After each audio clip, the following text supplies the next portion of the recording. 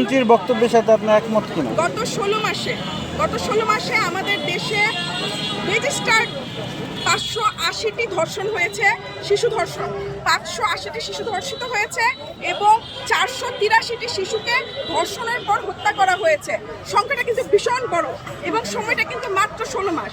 আপনার কি এই 16 মাসে 580টি শিশু যে ধর্ষিত হয়েছে একটিরও কোনো রায় কার্যকর হতে দেখেছেন? 580 সংখ্যাটা কিন্তু কম না। গত এক সপ্তাহে গড়ে প্রতিদিন 4টি করে শিশু ধর্ষিত হয়েছে।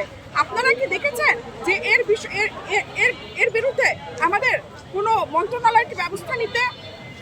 না, আমাদের কোনো মন্ত্রণালয়কে আপনারা ব্যবস্থা নিতে দেখবেন না। একইভাবে আপনারা যদি বিচার ব্যবস্থার দিকে তাকান তাহলে সেখানেও দেখবেন যে আসামি পার পেয়ে যায়। আপনারা দেখেন আসিয়া যে হত্যা মামলা, সেখানে কিন্তু হত্যা মামলার আসামিকে নিম্ন আদালত ফাঁসি দিয়েছে। উচ্চ আদালতে কোন নির্লজ্জ অ্যাডভোকেট সেটার আবার আপিল করেছে এবং সেটা বর্তমানে রায় কার্যকর না হয়ে ঝুলছে। বাংলাদেশে বিচারের সংস্কৃতি নেই। ধর্ষণ একটি মধ্যযুগীয় বর্বরতা। ধর্ষণকে আমি মধ্যযুগীয় বর্বরতা বলবো। তার কারণ একটা শিশু, ফুলের মতো শিশু, তার তো আসলে পর্দা লেবাসের কোনো বিষয় নাই। একটি শিশু, আপনারা রামিসাকে দেখেন, মাত্র 7 বছর বয়সের একটা বাচ্চা। আপনারা কি দেখেছেন রামিসার বাবা কি বলেছে? রামিসার বাবা বলেছে তার বিচার চাই না, কারণ বিচার হয় না। এটা শুধু রামিসার বাবার কথা নয়, এটা বাংলাদেশের প্রত্যেকটি বাবার কথা, যে বাবার ঘরে একটি কন্যা সন্তান রয়েছে। মাননীয় প্রধানমন্ত্রীরও কিন্তু একটি কন্যা সন্তান রয়েছে।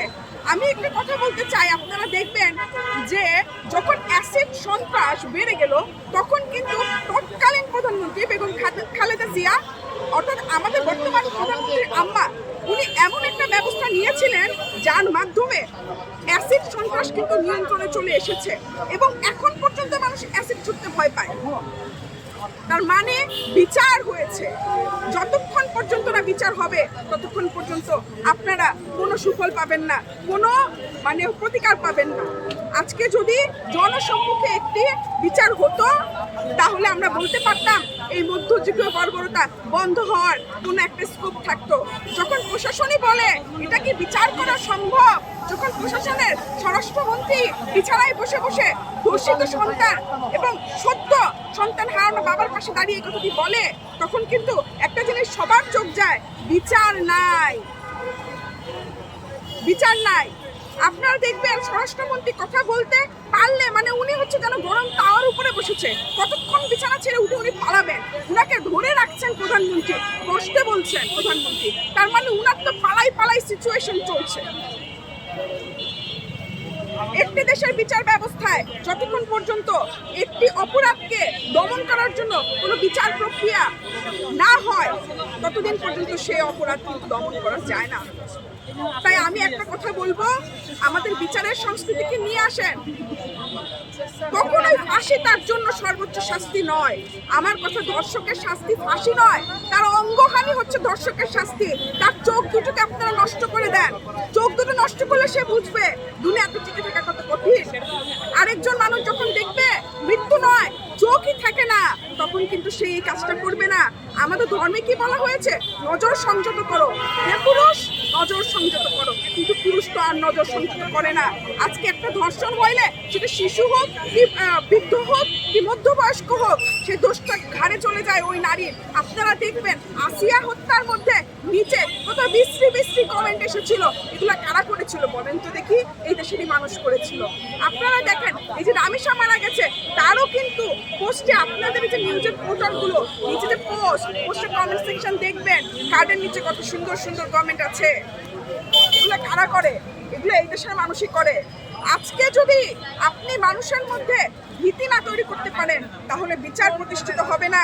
বিচার প্রতিষ্ঠিত না হলে এর অন্যায় দমন করা সম্ভব না। মধ্যযুগীয় বর্বরতা ধর্ষণকে যদি আপনারা লাগাম ধরতে চান তাহলে আপনাদেরকে বিচার নিয়ে আসতে হবে। বিচার যদি বিচার না নিয়ে আসতে পারেন তাহলে এই দেশে ধর্ষণ আপনারা বন্ধ করতে পারবেন না। যে দেশের মাহফিলের বক্তব্য হয় নারীকে কেন্দ্র করে জোরে তালি হয়, সেই দেশে ধর্ষণ তো বন্ধ করা সম্ভব না। যে দেশের মাদ্রাসায় আমাদের ছোট ছোট শিশু ছেলেরা ধর্ষিত হয়, সেই দেশে কোন জায়গায় যে আপনি পড়াবেন, কোথায় গিয়ে শিক্ষা নেবেন, যেখানে শিক্ষা হবে তুমি তোমার নজর সংযত করো, সেখানে শিক্ষকই তার ছাত্রকে ধর্ষণ করে।